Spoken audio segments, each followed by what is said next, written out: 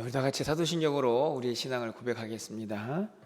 전능하사 천지를 만드신 하나님 아버지를 내가 믿사오며 그 외아들 우리 주 예수 그리스도를 믿사오니 이는 성령으로 잉태하사 동정녀 마리아에게 나시고 본디오 빌라도에게 고난을 받으사 십자가에 못 박혀 죽으시고 장사한 지 사흘 만에 죽은 자 가운데서 다시 살아나시며 하늘에 오르사 전능하신 하나님 우편에 앉아 계시다가 저희로서 산 자와 죽은 자를 심판하러 오시리라. 성령을 믿사오며 거룩한 공예와 성도가 서로 교통하는 것과 죄를 사하여 주시는 것과 몸이 다시 사는 것과 영원히 사는 것을 믿사옵나이다. 아멘. 우리 찬송가 342장 너 시험을 당해 찬양드립니다. 342장입니다.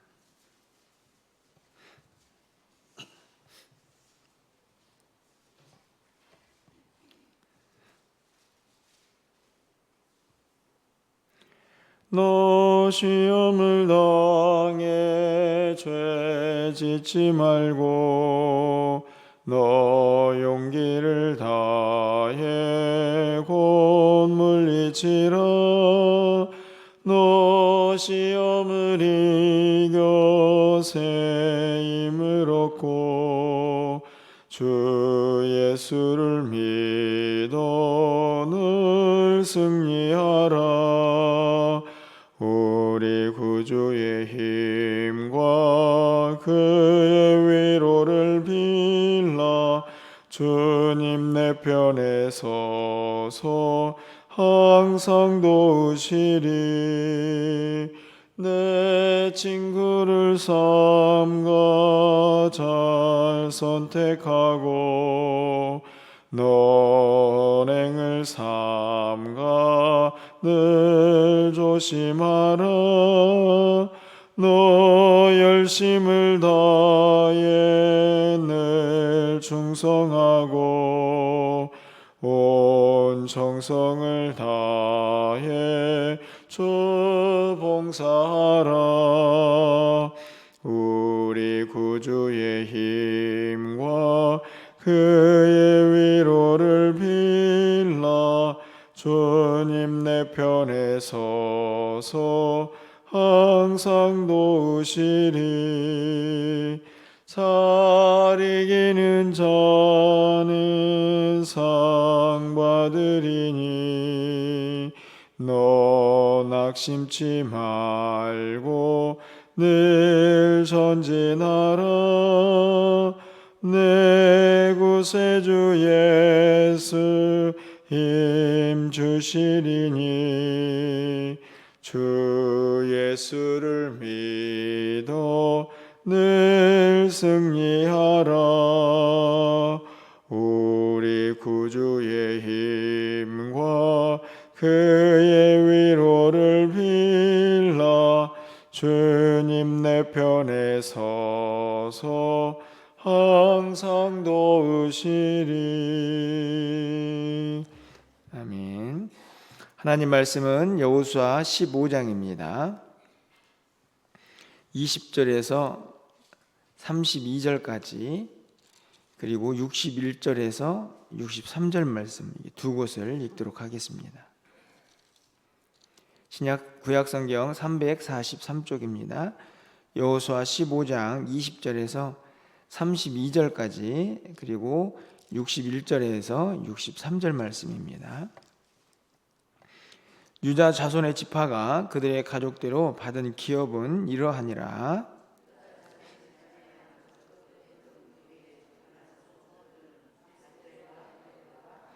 기나와 디모나와 아다다와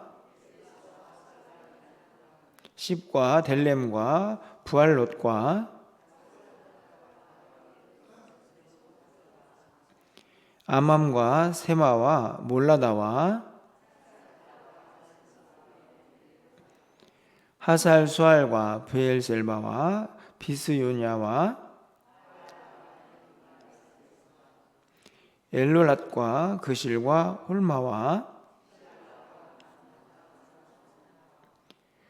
르바옥과 시림과 아인과 림몬이니 모두 29 성읍과 그 마을들이었으며 61절입니다.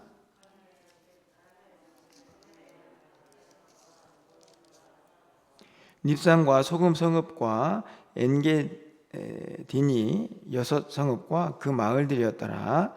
예루살렘 주민 여부스 족속을 유다 자손이 쫓아내지 못하였으므로 여부스 족속이 오늘까지 유다 자손과 함께 예루살렘에 거주하니라. 아멘. 이제 여호수아는 이제 본격적으로 이제 땅 분배에 들어가게 됩니다.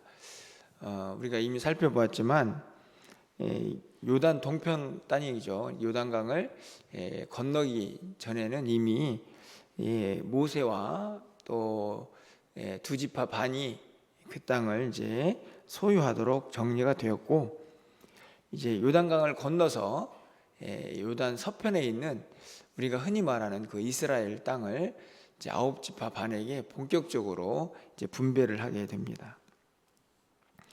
어제도 살펴보았지만 이제 오늘은 유다 지파에게 땅이 분배되는 내용이 기록이 되어 있는데요. 여러분, 오늘 우리가 읽은 이 지명들을 보시면 여러분 혹시 이 지명들 중에서 이 지명들은 내가 잘 알고 있는 이름이네, 혹시 이런 이름들이 있습니까? 물론 뭐 조금 친숙한 이름도 있지만 대부분 발음도 어려운 그런 이름들인 것을 보게 됩니다. 본격적으로 이제 땅을 분배를 이제 각 지파별로 하게 되는데, 거기에는 기본적으로 대전제가 하나 있습니다. 그것은 뭐냐면 은혜이죠. 여러분 생각해 보십시오. 물론 이제 땅을 분배를 받을 때에는 제비뽑기가 큰 원칙이 되지 않습니까? 그래서 사실은 내가 원하는 땅을 다 얻었다라고 보기에는 좀 각 지파별로 어려움이 있을 수 있습니다. 그런데 생각해 보면 뭐 어떤 지파이든지 간에 대전제는 은혜에서 출발한다는 것을 이제 알게 되죠. 왜 그렇습니까? 이스라엘 백성들은 애굽에서 긴 시간 동안 종살이를 하던 그런 민족입니다. 여기에 있는 이름들이 우리에게 낯선 것처럼 사실은 그들도 그 지명들이 매우 낯선 곳이죠. 하나님의 은혜로 종살이하던 그들에게 땅이 주어졌습니다. 여긴 내 땅, 우리 땅. 여기 농사를 짓고 가축을 키우고 그런 뭔가 거기에서 이 자유민으로서 살아갈 수 있는 그 땅이 주어진 것이죠. 아무리 생소한 이름일지라도 그들이 거하게 된 그 땅, 그 땅이 벌써 이미 은혜라는 것을 알게 됩니다. 제가 이 말씀을 드린 이유는 우리도 마찬가지이기 때문입니다.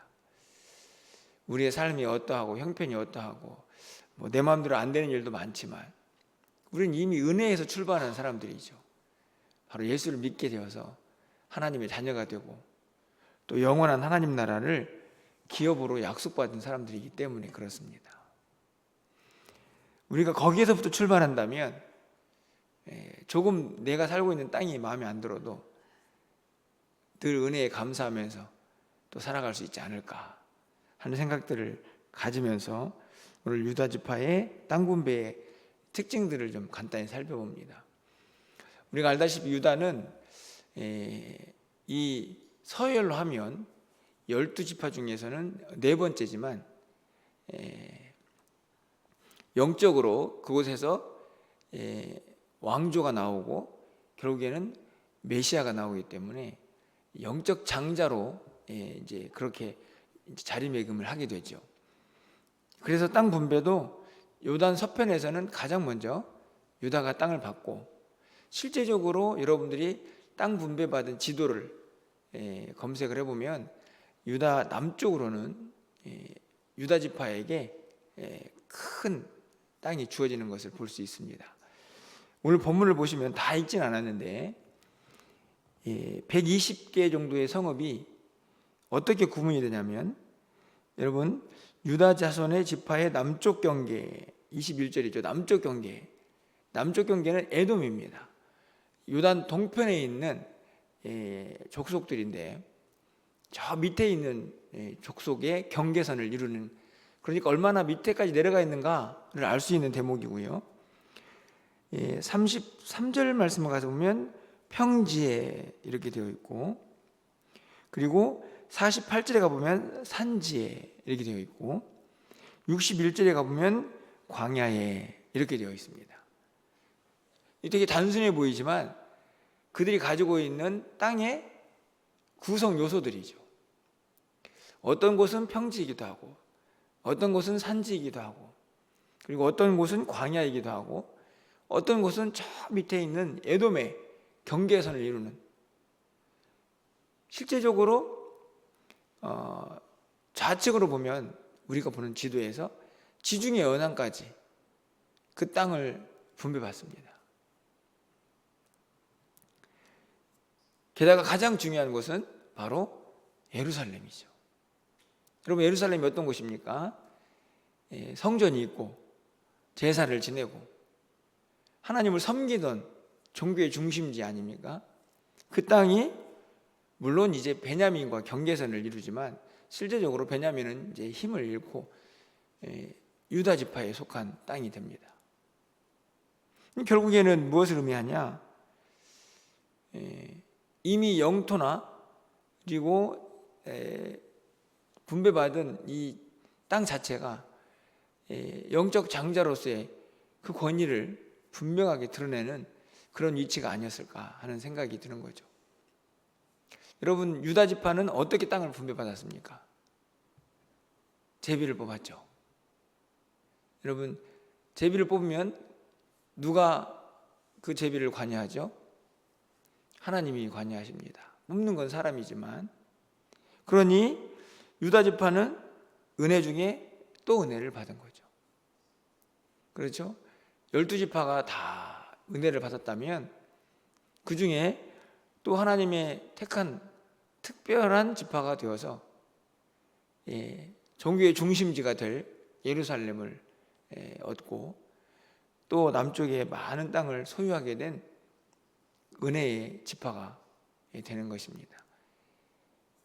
그 은혜는 다른 데서 있지 않고, 물론 하나님을 잘 섬기는 은혜이겠지만 궁극적으로는 하나님의 주권적인 은혜가 그 지파 가운데도 함께하고 있는 것을 우리는 깨닫게 됩니다.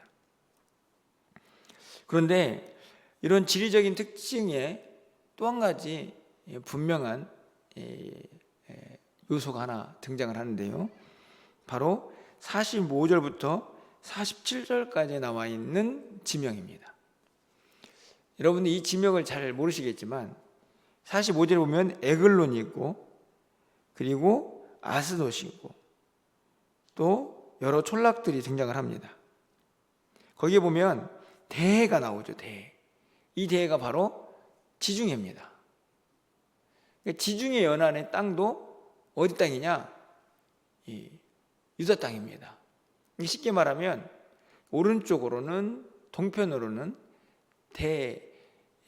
쉽게 말하면 사해가 있고, 서편 왼쪽으로는 지중해라는 큰 바다가 있습니다. 그러니까 얼마나 넓은 땅을 가졌는지 알 수가 있는 대목인데, 중요한 것은 이 지역이 블레셋 땅이라는 겁니다. 제가 왜 이 말씀을 드리냐면, 여러분이 블레셋 사람 중에서 제일 유명한 사람 한 명 알고 있습니다. 누굴까요? 블레셋 사람 중에서 제일 유명한 사람, 물론 여러 사람이 있지만 골리앗이십니다. 골리앗은 아마 교회 안 다니는 사람도 알 수 있을지 모릅니다. 그 사람이 블레셋 사람입니다. 이게 무슨 얘기냐? 블레셋이 이스라엘 유다 땅이 분배를 받아가지고 유다 땅이 됐지만 블레셋을 상당히 오랫동안 점령하지 못합니다. 그래서 나중에 다윗이 왕이 된 다음에야 이 블레셋을 완전히 무너뜨리는 것을 볼 수 있습니다. 그 사이에는 계속 블레셋이 가시처럼 이스라엘을 괴롭힙니다. 이미 지중해 연안으로 확실한 5 부족들이 성읍을 쌓고 너무 자리를 잘 잡고 있었기 때문에 유다가 사실은 거기를 다 점령하지 못하고 살아가게 됩니다. 이렇게 땅을 분배받은 여호수아 시대에 지나고 사사 시대를 지나서 다윗 왕이 되어야 그 땅을 다 점령하게 되는 것이죠.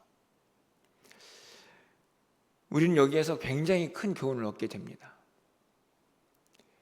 유다 지파는 아까 얘기했던 것처럼 은혜 중에 은혜를 입은 지파입니다. 그리고 종교의 중심지도 있습니다. 그런데 블레셋 땅을 완전히 점령하지 못하고 오랜 시간 동안 고통을 받는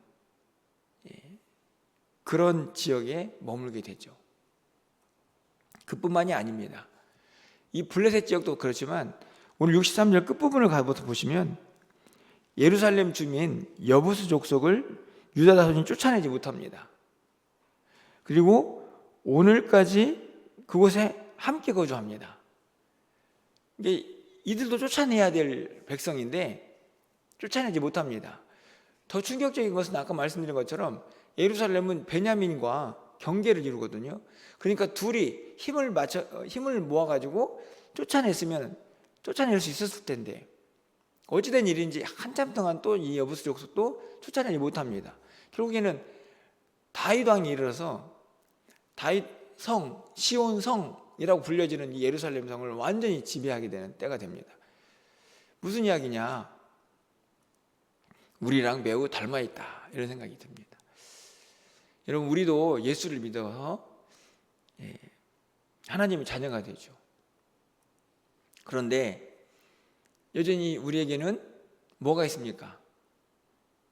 죄악된 세상이 있습니다.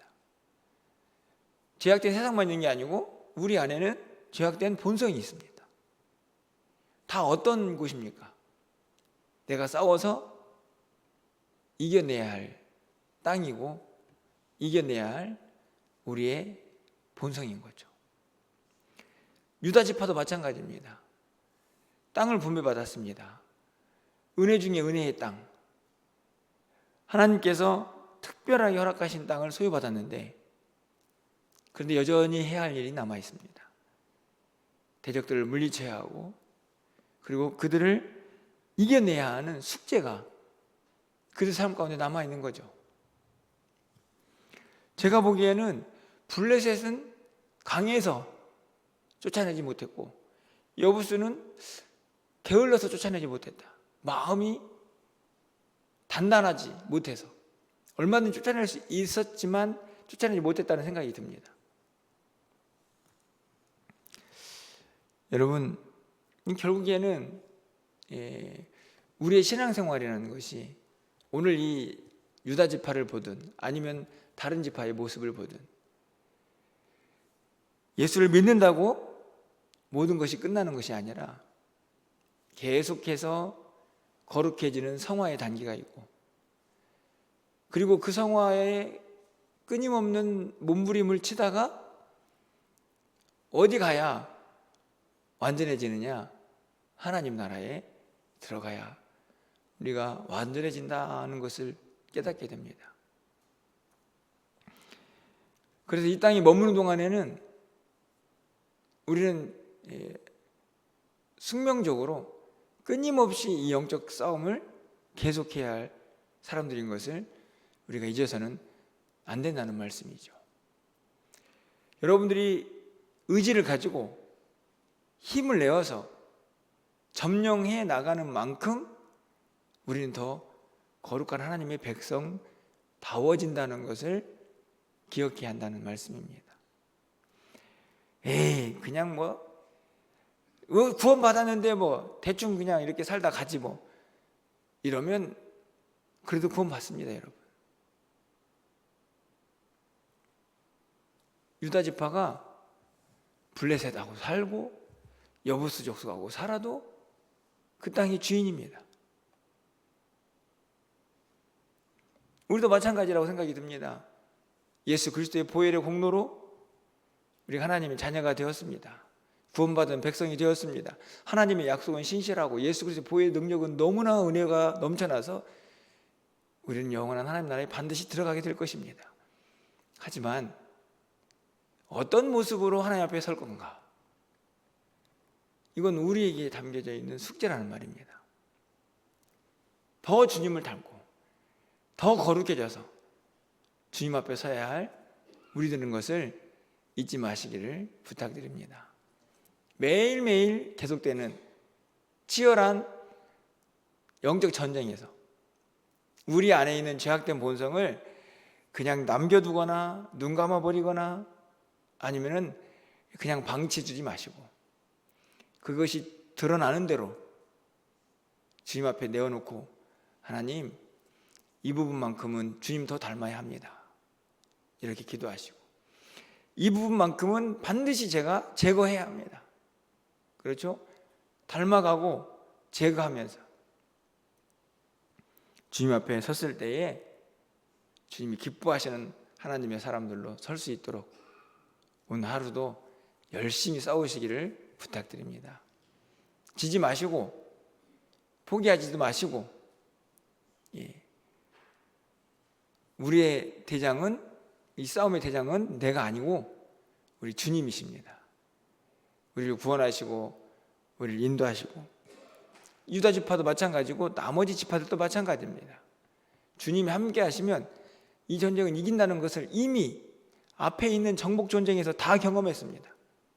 그런데도 여전히 이 원주민들을 쫓아내지 못하고 오랜 시간 동안 고통을 당하는 그들의 전철, 그들의 모습을 교훈 삼아서 힘들고 어렵지만 주님과 함께 우리 안에 있는 치열한 이 영적 전쟁, 이 내 안에 있는 이 악한 것들, 이 세상에 있는 악한 것들과 싸워서 지지 마시고 넉넉히 승리하고 그렇게 하루하루를 쌓아가서 하나님에 도달할 수 있는 우리 모두가 될 수 있기를, 그런 한날이 될 수 있기를 주님의 이름으로 간절히 축원합니다. 기도하겠습니다. 사랑의 하나님, 이스라엘 백성들이 본격적으로 요단 서편에 있는 땅을 분배받고 있습니다. 애굽에서 긴 시간 종살이를 하고 자신의 땅도 없었던 그들이 하나님의 은혜로 땅을 소유하고 그곳에서 자유민으로 살아가게 되었습니다. 얼마나 큰 은혜인지요. 오늘 우리의 모습을 돌아보면 우리도 그렇게 큰 은혜를 받은 사람들인 것을 다시 한번 생각해 봅니다. 하나님 감사합니다. 죽을 수밖에 없는 죄인들이, 영원한 지옥 형벌을 받아야 할 죄인들이 그 아름답고 화려한 하나님 나라를 기업으로 받게 되었으니 얼마나 큰 은혜인지 하나님 감사와 영광을 올려드립니다. 하지만 여전히 우리 안에는 이 블레셋 같고 여부스 족속 같은 죄악된 모습들이 존재하고 있음을 고백하오니 하나님, 이 치열한 영적 싸움을 멈추지 아니하고 주님 앞에 갈 때까지 날마다 승리하며 살아갈 수 있는 우리 모두가 되게 하여 주시옵소서. 주님의 도우심을 받아서 우리 안에 있는 악한 것들을 제거하게 하시고 주님을 더 닮아가 하나님의 기쁨이 되는 우리의 삶이 될 수 있도록 주님 도와 주시옵소서. 오늘도 그렇게 승리의 한 날을 우리의 마음속에 또 우리의 역사 속에 기록하는 그런 하루가 되게 하여 주시고, 주님께 기도하면서 주의 도우심을 받아 힘있고 능력있게 전진해 갈 수 있도록 주께서 우리를 붙잡아 주시옵소서. 기도하고 주의 도우심을 구하면서 오늘도 하나님 앞에 간구하는 그 모든 기도가 하늘에 상달될 수 있도록 주님 인도하여 주시고, 또 계속 준비되고 있는 우리 주일학교 겨울 사역들이 은혜 가운데 잘 맞춰질 수 있도록 하나님께서 역사하여 주시옵소서. 오늘도 우리의 발걸음을 지켜주시고 또 연약한 자들에게 세임과 능력을 더해 주시고 저들이 있는 그곳에서 하나님의 능력이 나타날 수 있도록 하나님께서 긍휼을 베풀어 주시옵소서. 오늘 저녁에 있을 금요 기도회 가운데도 하나님께서 함께 하셔서 기도할 때에 기도의 능력과 역사가 나타나는 귀한 밤이 되게 하여 주시옵소서. 간절히 바라기는 우리가 목표하고 있는 새벽기도 30명의 용사들이 꼭 채워지게 하셔서 기도의 능력으로 우리 멸류관교회가 다시 한번 든든히 세워져 갈 수 있도록 올 한 해는 주의 은혜를 더하여 주시옵소서. 이 모든 말씀 예수 그리스도 이름으로 기도합나이다. 아멘.